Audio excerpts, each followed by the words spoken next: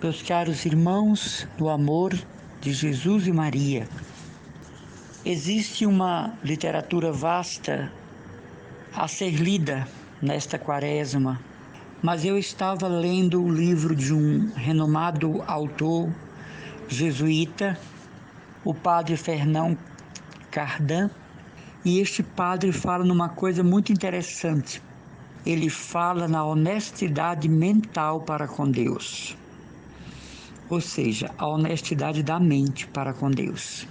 E nos tópicos desta sua obra, ele vai elencar alguns comportamentos que nós devemos ter para com Deus. Quando ele fala na honestidade mental para com Deus, ele fala de uma coisa que é a sinceridade de propósito. Resumindo o que ele disse: ser sinceros para com o nosso Deus. E ser sincero significa dar a Deus o que é dele em nós. Significa sermos para Deus o que devemos ser, por direito de Deus, por nos ter criado, mantido e salvo em Cristo. O padre Fernão Cardin diz que Deus tem direitos inalienáveis sobre nós, ou seja, inegáveis, que não é possível tirar de Deus. O direito de ser adorado, amado, servido. Quando nós nos voltamos para Deus em atitude de adoração, a primeira pessoa beneficiada com isso somos nós, porque o esplendor da graça nos atinge quando estamos na presença de Deus. O fundador do Instituto Serlian, o grande padre Guilherme Weissen, ele fala que quando nós vivemos na presença de Deus, Deus também está em nossa presença. Existe um feedback espiritual muito importante. Eu vivo na presença dele porque a presença dele me absolve, a presença dele me contempla. Eu olho para Deus, mas seus olhos estão voltados para mim o dia inteiro. E ai de nós se Deus tirar o seu olhar de nós. Então esse direito de ser adorado, porque nosso Criador, porque nos pôs no mundo, porque nos tirou do nada, porque nos deu vida e identidade, e ainda por cima mandou o Filho único ser crucificado, posto em holocausto por nós. Deus merece ser servido, porque como um bom patrão nos mantém, como um bom Senhor cuida de nós. Não como os imperadores do mal ilustrados na Bíblia, não como os faraós que fizeram o povo de Deus penar, não como Nabucodonosor, não como um feroz Diocleciano, mas como um pai de amor, de atitudes maternais conosco. Então ele é digno da retribuição num serviço voluntário à sua glória, num serviço que reconhece a sua glória e o seu poder, num serviço que reconhece a sua grandeza. Deus merece que nós o sirvamos com espírito de gratidão e louvor todos os dias da nossa vida. Que nós entendamos sua vontade manifestada nos 10 mandamentos e nas palavras de Jesus e no seu ministério.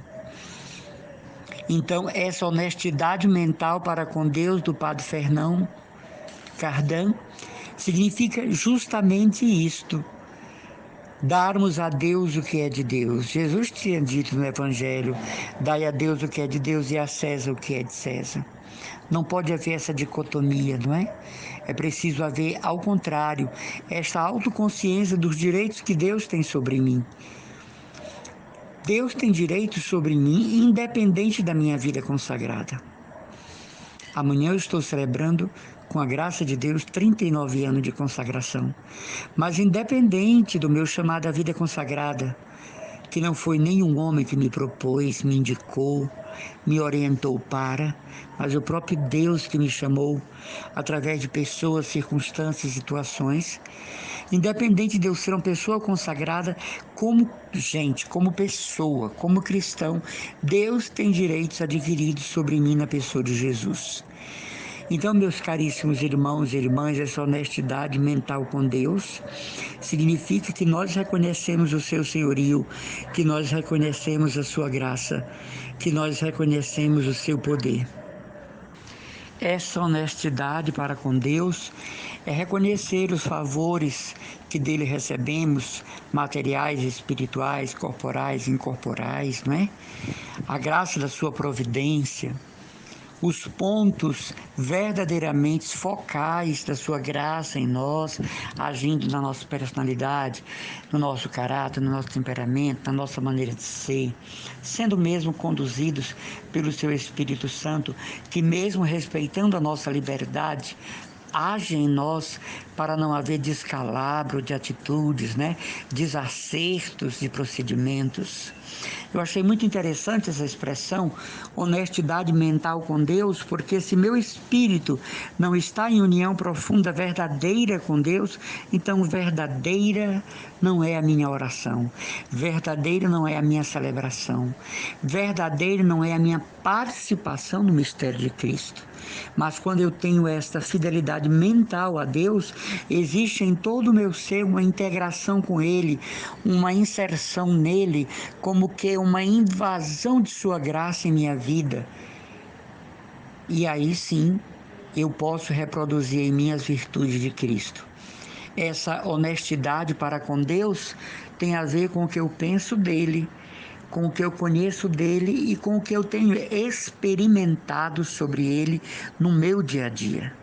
Todo dia renasce a minha experiência com Deus. Todo dia eu posso refazer a minha aliança com Deus.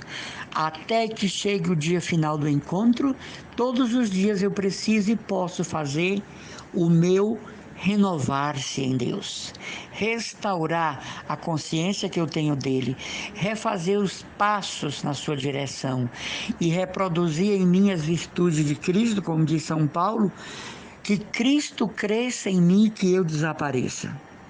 Então, esta honestidade mental com Deus é verdadeiramente o caminho da graça, é verdadeiramente o caminho da santidade e é verdadeiramente o caminho da vida cristã, da vivência cristã, porque quando eu tenho para com Deus honestidade de princípios e comportamentos, eu vou pautando a minha vida pelos valores do Evangelho de um modo mais fácil.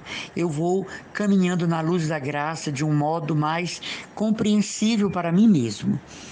Tem muitas pessoas que dizem, mas é tão difícil seguir Jesus e sua palavra. Tenhamos cuidado, isso pode virar um chavão. Isso pode virar uma desculpa interior para o não cumprimento dos nossos deveres. Admitir que uma coisa é difícil não significa sentar e cruzar os braços. Que coisa linda nós vimos na imprensa aqui no Ceará, não é? Uma enfermeira que constrói um caminho de pedras para ir lá no topo da serra vacinar um senhor de 102 anos. Ela poderia ter cruzado os braços e ter dito isso é a função do governo, mas ela toma o papel cristão e se põe no papel de uma enfermeira cristã e na honestidade moral ela vai cumprir a sua missão, não para entrar para a história, mas eu creio para satisfazer os anseios da sua alma. Que Deus abençoe a cada um de nós e que tenhamos a sua graça sempre ao nosso dispor. Um abraço do irmão Emanuel Maria.